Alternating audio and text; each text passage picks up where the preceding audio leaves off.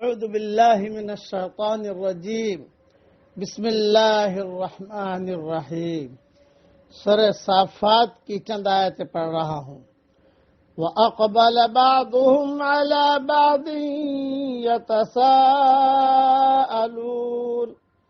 اور وہ ایک دوسرے کی طرف متوجہ ہو کر سوال و جواب کریں گے۔ قالوا انکم کنتم تأتوننا عن الیمین، کہیں گے تم ہمارے پاس دائیں طرف سے آتے تھے۔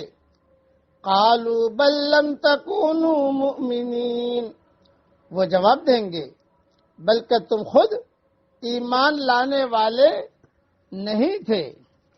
وما كان لنا عليكم من سلطان بل كنتم قوما طاغين، اور ہمارا تمہارے اوپر کوئی زور نہ تھا بلکہ تم خود ہی سرکش لوگ تھے۔ فحق علينا قول ربنا إنا لذائقون، پس ہم سب پر ہمارے رب کی بات پوری ہو کر رہی، ہم کو اس کا مزہ چکھنا ہی ہے۔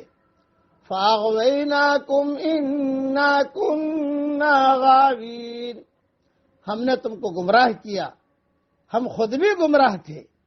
فَإِنَّهُمْ يَوْمَئِذٍ فِي الْعَذَابِ مُشْتَرِكُونَ، پس وہ سب اس دن عذاب میں شریک ہوں گے۔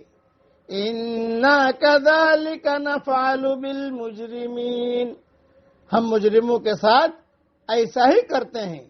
إِنَّهُمْ كَانُوا إِذَا قِيلَ لَهُمْ لَا إِلَهَ إِلَّا اللَّهُ يَسْتَكْبِرُونَ، یہ وہ لوگ تھے کہ جب ان سے کہا جاتا کہ اللہ کے سوا کوئی معبود نہیں تو وہ تکبر کرتے تھے۔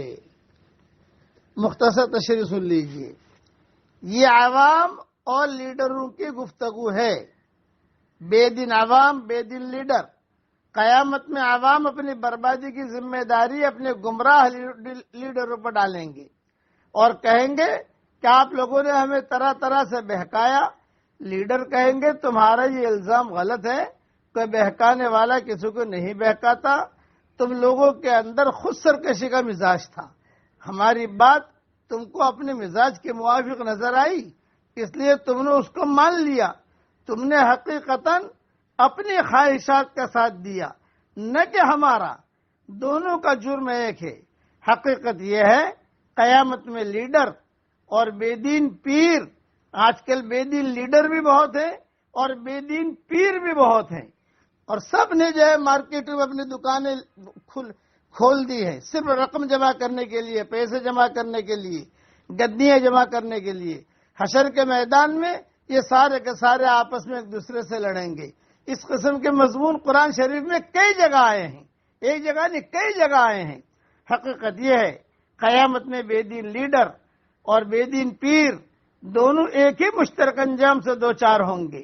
نہ لیڈر کی عظمت اس کو عذاب سے بچا سکے گی اور نہ عوام کا یہ عذر ان کو بچانے والا بنے گا کہ ہم تو بے علم تھے، ہم کو ہمارے لیڈروں نے گمراہ کیا۔ اس لیے لیڈر پکڑو تو اچھے پکڑو اور پیر پکڑو تو اچھے پکڑو۔ آج کل مارکیٹیں بہت کھلی ہوئی ہیں بے دینوں کی، اسی لیے میں ایک بات عرض کیا کرتا ہوں کہ مسجد میں ناچنا منع ہے، لیکن آج بے دینی کی وجہ سے جہالت ہماری مسجدوں میں ناچ رہی ہے۔